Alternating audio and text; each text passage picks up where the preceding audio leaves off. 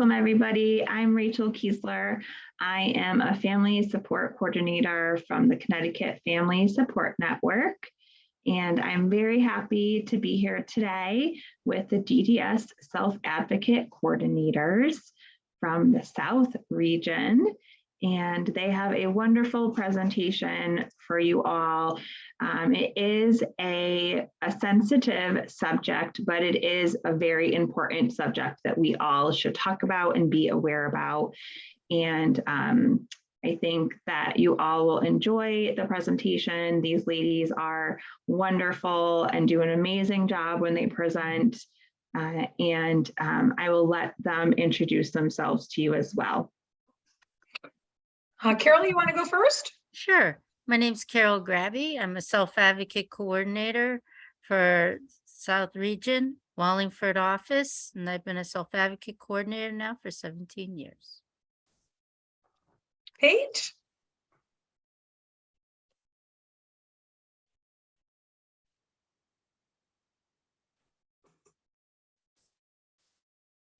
My name is Paige Ligrandi. I am the Self-Advocate Coordinator at the DDS office in New Haven. Kelly? Hi, everybody. Good evening. I am Kelly Hardigan. I work out of the Norwich DDS office. And one of the things I want to also tell you is if you guys don't hear a lot from me, I use voiceovers. I pre-record my voice to save my voice so that I can speak to you guys as we go through the presentation. Thanks, Kelly. Corinne? Hi, everyone. My name is Corinne Jackson. I'm a recreation therapist assistant for DDS, and I work out of the Wallingford office. Hi, everybody.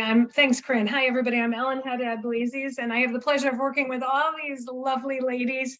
And as Kelly mentioned, she does have some recordings, and there's also Paige will use recordings. Paige has graciously volunteered to share the screen. Sometimes it takes a little time, you know, to advance from slide to slide. So just hang in there. We'll get it all rocking and rolling, right, Paige? So I'm going to turn it over to you, Paige, so you can get us started.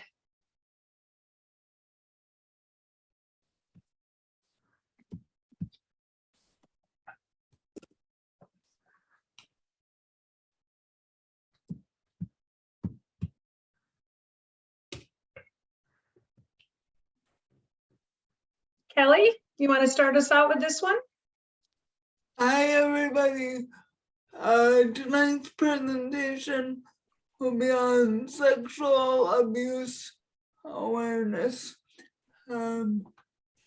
Just a little disclaimer before we get started, and I did put this in a slide. Again, it is a sensitive topic, so just be forewarned. Thanks, Kelly. Go ahead, Paige. This is a trigger warning. This is going to be a subject that is not always easy to talk about, but it is important.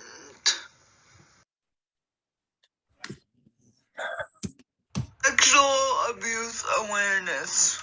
Today we are going to talk about the different signs of sexual abuse, so we can all be more aware. A good definition of sexual abuse is one person imposes sexual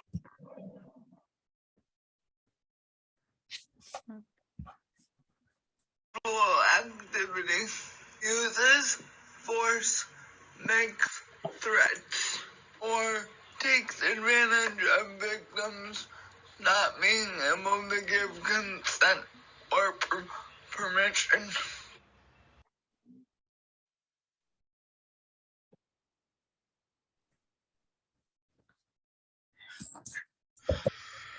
Sexual abuse awareness. Throughout this workshop, we will share tips that will help you identify signs of what verbal, visual, and physical abuse look like. These tips will make you more aware, enabling you to advocate for yourself so that you can have healthy relationships and feel safe. I'm going to turn it over to Carol. We'll talk about how to be aware of verbal abuse. Thank you, Kelly. So respect. Everybody deserves to be treated with nothing but respect. I mean, you would all want to be treated with respect, right? So the definition of that is to admire someone deeply as a result of all their abilities, qualities, or achievements. Verbal abuse is a pattern of speaking with the intent to demean, Humiliate. thank you. It's hard for me to see the whole That's thing. okay. Humiliate or threaten the victim. Though the abuser may raise their voice in mean or threatening ways, verbal abuse does not always include shouting. Can you help me out again? You can Ellen? minimize your, if you minimize. Oh, hello. No, it Yeah, says. Okay, thank you. is that better? It can simply be defined by the manner in which the abuser is speaking, typically a demeaning and demoralizing way. But how can you prevent this from happening?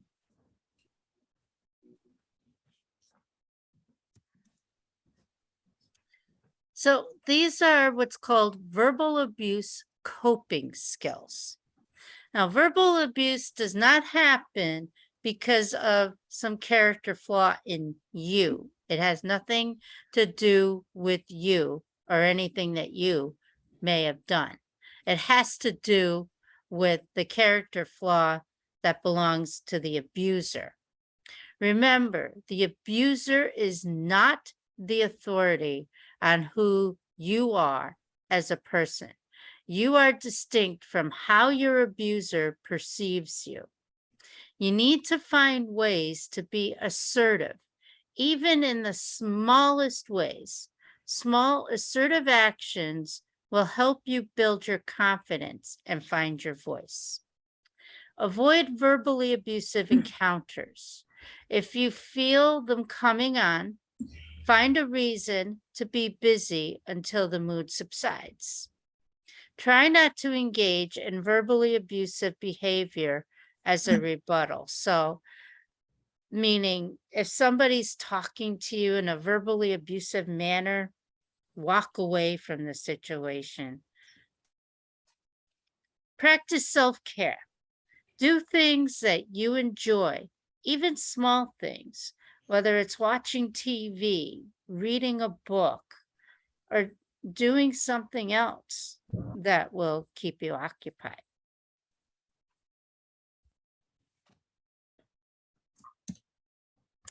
Okay, so now we're going to do an activity. So what you're going to do is I'm going to read these off and I'm going to call on one person at a time.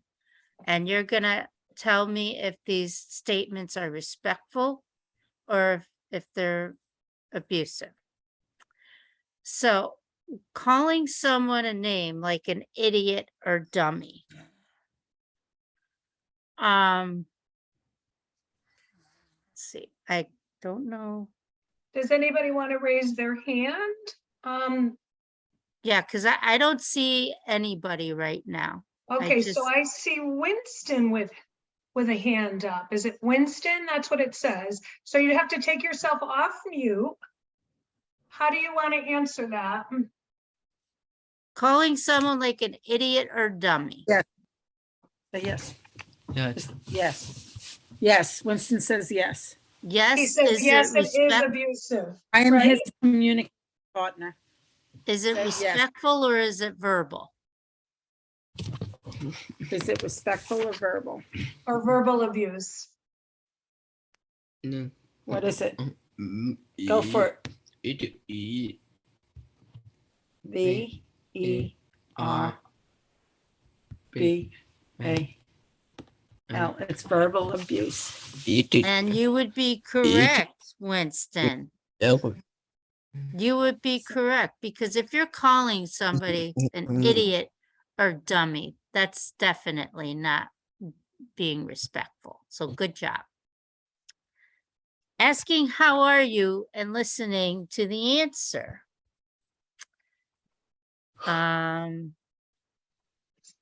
So anybody can put their hand up if you want to tell Carol what you think about that.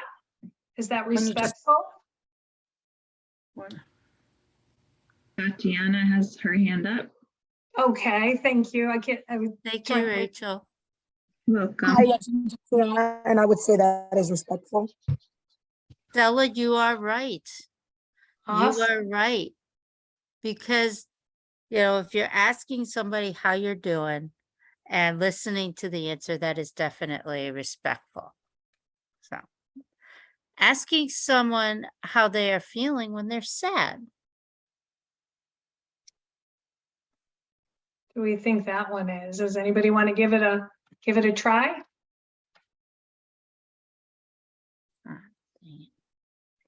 Wrong. I'm sorry. I'm looking to see if anybody has their hand up, Carol. Yeah. No, the problem is In that the chat, we have Stella and Tatiana put respectful. Okay, great, in the I'm chat, having a thank you. having a hard time seeing my screen now. Oh, you are? Yeah, I don't know what I did. See, this is what Oh. I'm not good at. I That's okay, don't worry about it, just be calm. Do you want me to keep going while you figure that piece out? No, it's just I see it here. I just can't. I cannot. Is Ellen, everybody's I only picture- see right now. I see your name on the whole entire screen. I don't see anybody. Yeah, you might want to go up to the right-hand corner where there's a little box that says view. And maybe you hit that view box in the right-hand corner and you might have messed it up, or I'm not sure because I can't. I don't can't- know either, because right now I You wanna- cannot see the presentation at all. Do you right want to go out and come back in? now. No, it's okay. All right, I see the thumbnail. I see grid. I don't see anything else right now. So if you look at the screen and you look all the way up to the right-hand corner, there's a little box that says view. View, yeah, See if maybe that will help you. I have no Click clue. on that because you might have done. Oh, some- okay, all right, I got it. I got it. Okay, awesome. Okay, my apologies, guys. All right, so I don't know where I was now. So Oh, somebody had typed in the chat, I believe, asking, how are you? And listening to the answer, and that was a thumbs up that is respectful. So you're that on the is next one. respectful. Okay, Asking someone how they're feeling when they're sad. Respectful or abusive? they might have. That's done- very respectful. Very good, awesome. All right. If you can go to- someone is always negative when they speak to you, respectful or verbal? What do we think?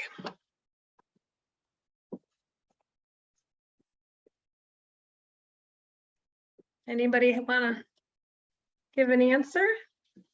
Not respectful, Stella says. Very good. And that is correct, because, you know, if someone is always negative when they speak to you, that's not respectful. Asking to hold a date's hand, respectful or verbal?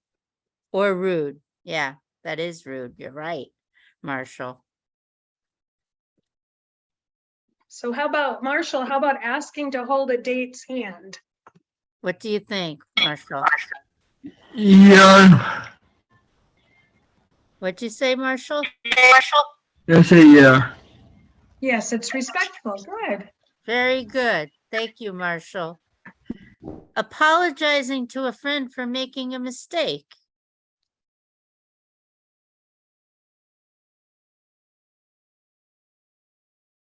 Kelly, what do you think of that one? Tatiana says it's respectful. It's respectful. Yeah. Yep. Asking someone if they're okay. Respectful or Respectful. verbal? Respectful.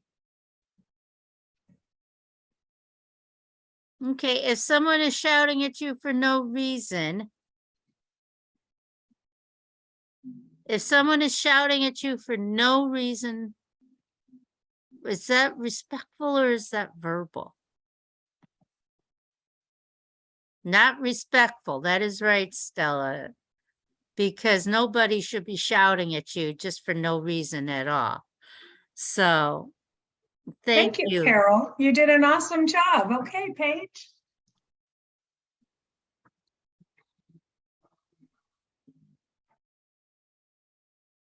Great job, everyone.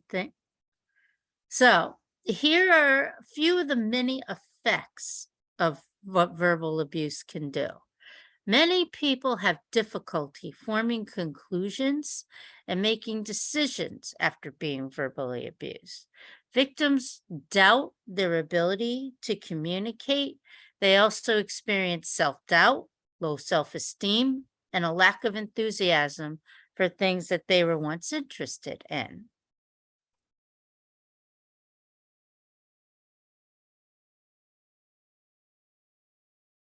Now I'm going to show a video of 4 signs of an unhealthy relationship.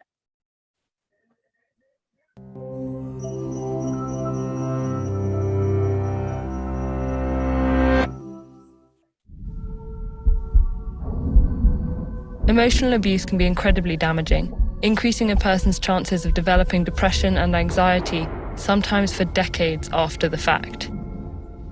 Broadly speaking, emotional abuse involves one person controlling another by undermining their sense of self-worth and personal agency. But emotionally abusive behaviors can be subtle and difficult to spot, both from within and outside the abusive relationship. That's partly because emotional abuse often exploits or creates power imbalances between individuals, especially in relationships where safety, care, and trust are supposed to be guaranteed. Like the relationship between a caregiver and a child, healthcare provider and patient, teacher and student, or intimate partners. It's especially insidious because it often makes people doubt their perceptions of their own mistreatment. So let's walk through some of the most common signs of emotional abuse to make these behaviors and patterns easier to spot in real life. First, the content of someone's words. Criticism that's out of proportion to a situation, excessively harsh or personal, or makes sweeping generalizations or baseless negative predictions for the future is a warning sign of emotional abuse. Statements like, "You always make such stupid decisions," "You never do anything right," and "Nobody else will ever love you," aren't constructive, they're never warranted, and someone's use of them is a red flag. Second, tone and nonverbal cues. Yelling, ignoring, and showing contempt through body language are all ways to degrade someone. Dismissive behaviors like eye-rolling, glaring, or refusal to make eye contact, along with refusing to speak to someone or acknowledge their presence, sometimes called the silent treatment, can all feature in patterns of emotional abuse. These behaviors can painfully transform the meaning of spoken statements that might otherwise seem benign. Third, how someone reacts to being told they've said or done something hurtful can give important insight. Do they apologize sincerely and act differently in the future? Or do they dismiss and minimize the pain they've caused? It's common for abusers to try to undermine their target's perceptions of events. This is sometimes referred to as gaslighting, following up demeaning, humiliating, or threatening remarks with comments that dismiss the impact of those remarks, like, "I'm just trying to help you improve yourself. You should be grateful." Or, "It's really you that's selfish and manipulative. You're hurting me," are examples of this behavior. Lastly, when someone directs any of these behaviors at you, take note of whether this is part of a pattern of behavior from them. A one-time incident of name-calling or a demeaning insult might not be emotional abuse, while repetition over time can have a much more serious impact. Both frequency, how often these behaviors occur in a given period of time, and duration, how long they last, whether days or years, can contribute to the severity of the abuse. It's also important to remember that abusers rarely engage in abusive behaviors 100% of the time. Moments of kindness or calm don't invalidate moments of abuse, but are actually part of the cycle of emotional manipulation. So what can you do if you think you or someone you care about is experiencing emotional abuse? Maintaining interpersonal ties with people other than the abuser is crucial, as abusers often try to isolate their targets from others close to them. If you think you might be experiencing emotional abuse, consider sharing your experiences with a trusted friend or relative to get outside support. Or you can seek local or national confidential advocacy centres that can provide helpful resources. And if you think someone you know is being emotionally abused, check in with them. Let them know you're thinking of them and that you're ready to listen whenever they'd like to share. While emotional abusers may convince people that they deserve to be mistreated, nobody does. Everyone deserves kindness and respect.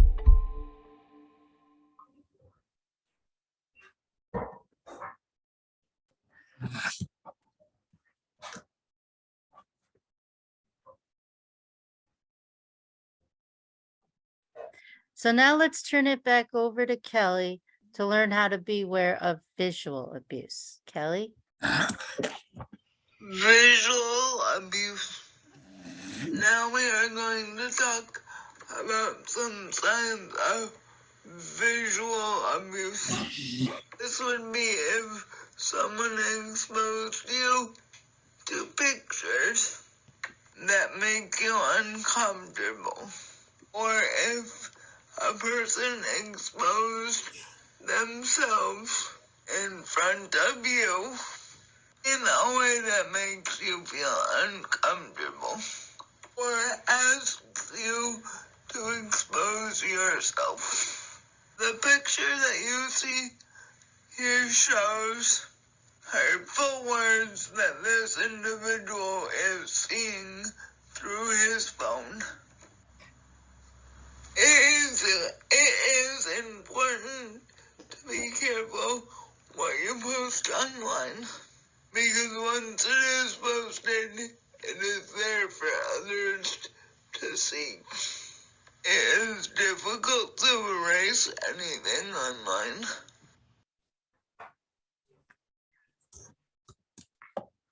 Now we're going to do some true or false trivia.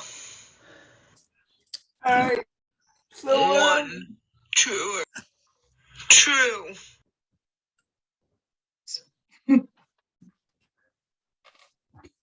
Hey, did you go too fast? One, true or false. Anyone can be abused. What's the Ella says true in the chat. Okay. Let's see what you got. True. Any individuals can be abused. And Marshall says it's also true. Two, true or false. No one should use. Oops. Oh.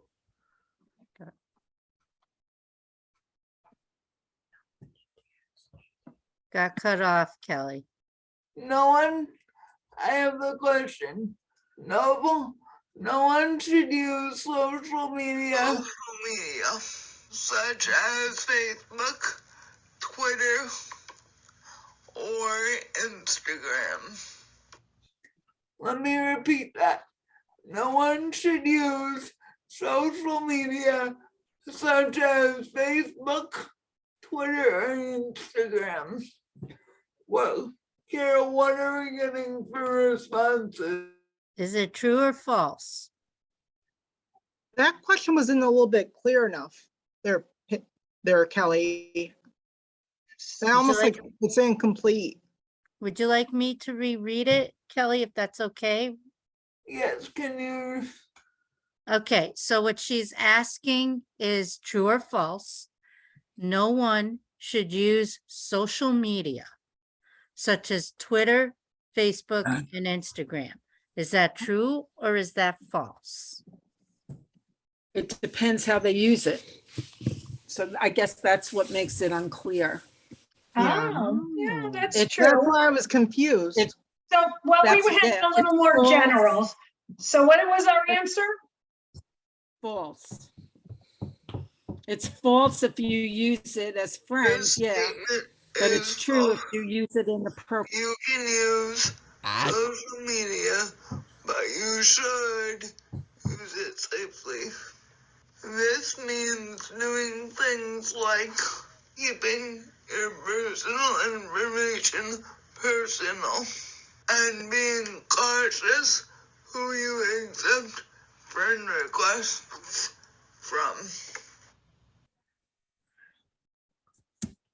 3. True or false? Somebody asks you for a picture, you have to send it.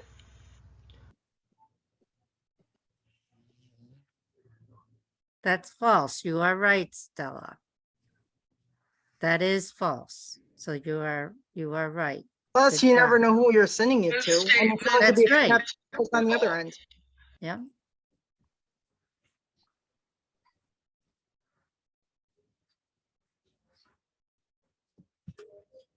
This statement is false.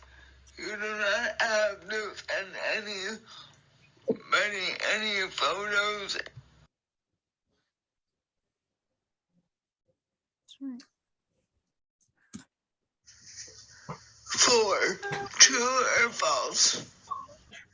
You have to ask for consent before any sexual activity takes place. Tatiana says it's true. Very good, guys. Ellen, can you hear me? Yes, you're fine. Hmm. I gotta get down. Excuse me, Marshall has to go. Okay. Okay, Yeah, he has to be somewhere at 5. all right, thanks so much Thank for you, joining. Marshall. Thank you. Okay, we'll be back on the next time. Oh, thank Bye. you. Okay, Paige, you can start it from this slide.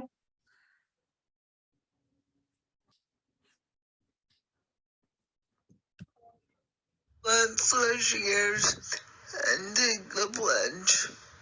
The DDS Self-Advocate Coordinators continue to challenge people to take the pledge. The Disability Awareness Pledge reaffirms the commitment to see the person first, not the disability. Over 4,900 people have taken the pledge. The self-advocate coordinators are challenging each one of us to be the ones that will make the difference.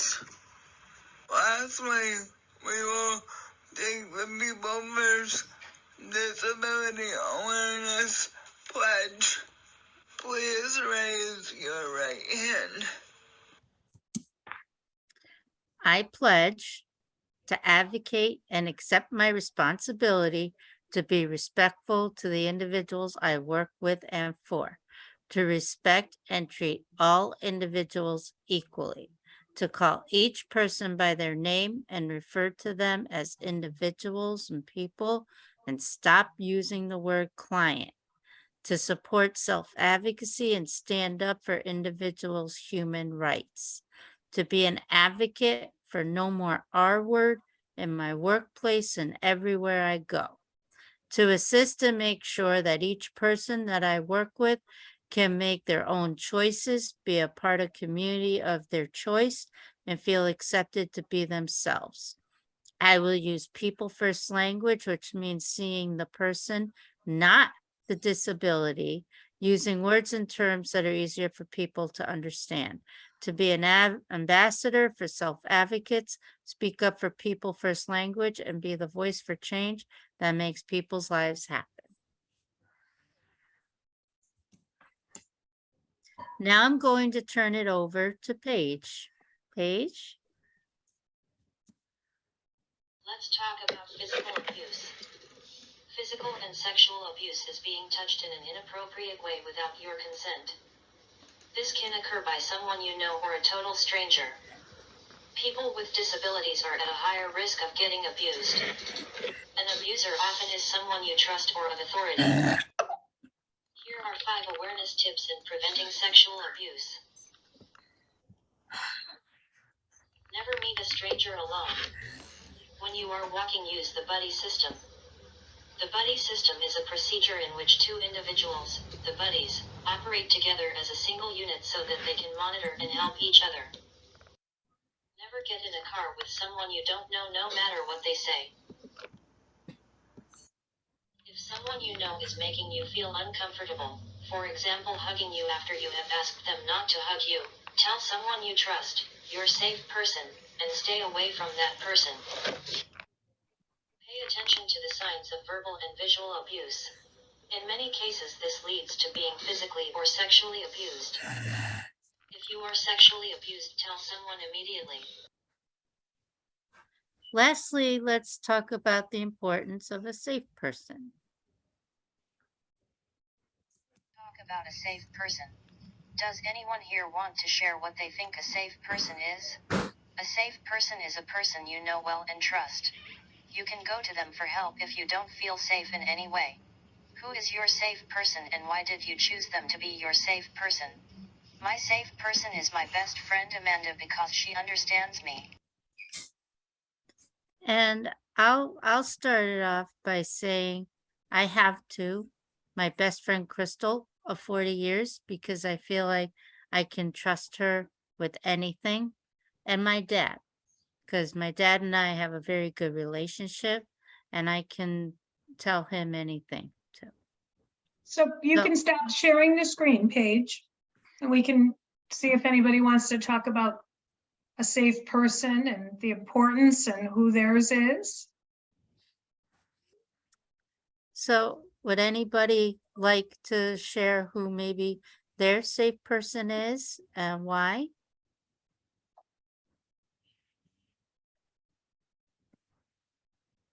Kelly, do you want to go?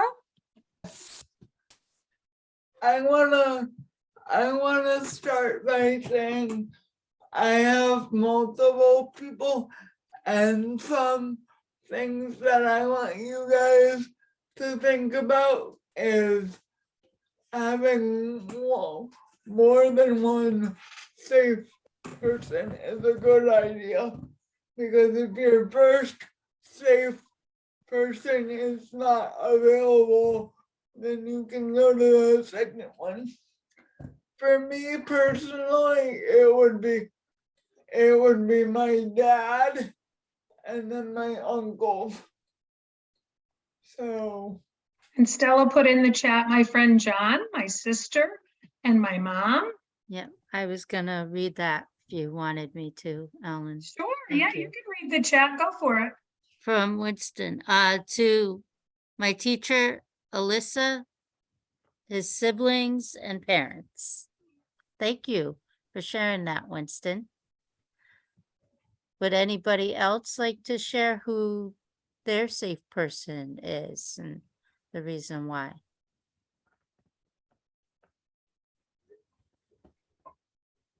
Or any other questions or comments you have for the ladies?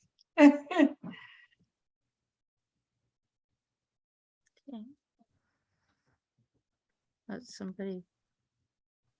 No, that was Winston. Okay.